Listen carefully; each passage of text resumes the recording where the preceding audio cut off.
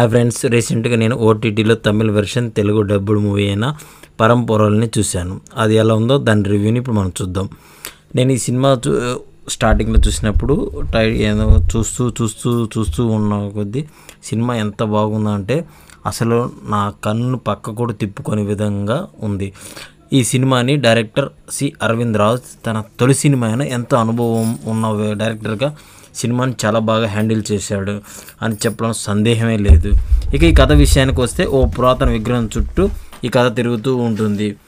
ఈ కథ వచ్చేసరికి ఒక వృద్ధుడు తన పొలంలో దొరికిన విగ్రహాన్ని ఒక డాన్కి అమ్మడానికి చూస్తూ అక్కడ డాన్ తన క్రూరతను చూపిస్తూ ఈ సినిమా మొదలవుతుంది. ఇందులో మొత్తం మనకి 4 పాత్రలు మాత్రమే కనిపిస్తుంటాయి. అవి హీరో గౌరీ, ఇన్స్పెక్టర్ మైథిలీన్, 3 విగ్రహాల మాఫియా, 4 హీరో ఫ్యామిలీ అలా చూపించినట్టుగా ఉంటుంది.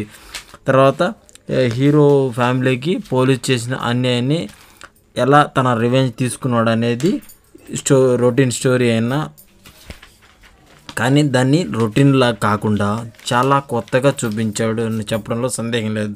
ఈ సినిమా తమిళంలో సూపర్ డూపర్ హిట్ అయింది. సిస్టర్ బ్రదర్ సెంటిమెంట్ మాఫియా అంశాలతో రూపొందిన ఈ సినిమా ఇది. ప్రతీకారం అంతర్లీనంగా ఉంటూనే ఉంటుంది. ఇందులోని కథనం పూర్తిగా వేరు.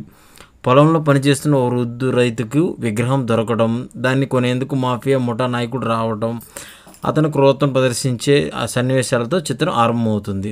దర్శకుడు ప్రధాన పాత్రను పరిచయించడానికి కొంత సమయం తీసుకున్నప్పటికీ ఆ తర్వాత అసలు కథను మొదలుపెట్టాడు.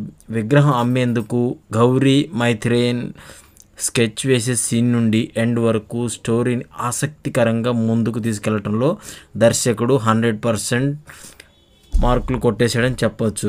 ప్రధాన పాత్రలు డీలర్లతో చర్చలు జరిపే ప్రతి ఎపిసోడ్ని ప్రేక్షకుడిలో ఉత్కంఠ నెలకొల్పేలా తీర్చిదిద్దారు. మలుపులతో థ్రిల్ని పంచారు. మైత్రేయన్ పాత్రను ముందు నుంచి ఒకే టెంపోలో కొనసాగించినప్పటికీ దానిపై ఆడియన్స్కి అవగాహన వస్తుంది. కానీ గౌరీ క్యారెక్టర్ ఊహించిన విధంగా మలుపులు తిరుగుతూ ఇంటర్వెల్ బ్యాంక్ చాలా బాగా ఆకట్టుకుంటుంది. ఆయా సన్నివేశాలని ఎలివేట్ చేయడంలో నేపథ్య సంగీతం కీలకంగా ఉంటుంది. ఈ సినిమాలో సెంటిమెంట్ ప్రధానం కాబట్టి గౌరీ కుటుంబ నేపథ్యాన్ని వివరంగా చెప్పి ఉంటే బాగుండేది. కానీ అలా చెప్పలేకపోవడం ఒక మైనస్గా అనిపిస్తుంది. ఈ సినిమాలో హీరో తల్లిదండ్రుల పాత్రలు అసంపూర్ణంగా ఉంటాయి. డీలర్ని మోసం చేసేందుకు గౌరీ మైత్రేయన్ ప్రణాళిక రచించే ట్రాక్తోనే సెకండ్ హాఫ్ కూడా కొనసాగుతుంది. ఆడియన్స్ని తన కథలో లీనమయ్యేలా చేయాలనే ఉద్దేశంతో దర్శకుడు లాజిక్ని గాలికి వదిలేశాడు. ఇందులో విలన్ పాత్రలకు పెద్దగా ప్రభావం చూపవు. హీరోయిన్ రోల్ అనవసరం అనిపించినా ఫస్ట్ హాఫ్లో అనిపిస్తుంది. కానీ ఆ పాత్రకు ఉన్న స్కోప్ ఏంటో మనకు సెకండ్ హాఫ్లో తెలుస్తుంది. ఓ ప్రొఫెసర్ క్యారెక్టర్ విషయంలోనూ అంతే. ఈ 2 క్యారెక్టర్లని ప్రధాన పాత్రలకు లింక్ చేసిన తీరు బాగుంటుంది. ప్రీ క్లైమాక్స్లో వచ్చే ట్విస్ట్ సినిమా మొత్తానికి హైలైట్, అదిరిపోతుంది. అది రివీల్ అయిన తర్వాత మనకు స్టోరీ మరో కోణం అర్థమవుతుంది. ఈ సినిమా అయితే నాకు చాలా చాలా బాగా నచ్చిందండి. ఈ సినిమాని మీరు చూడాలంటే మన తెలుగులో ఈటీవీ విన్ ఓటీటీ యాప్లో ఉంది.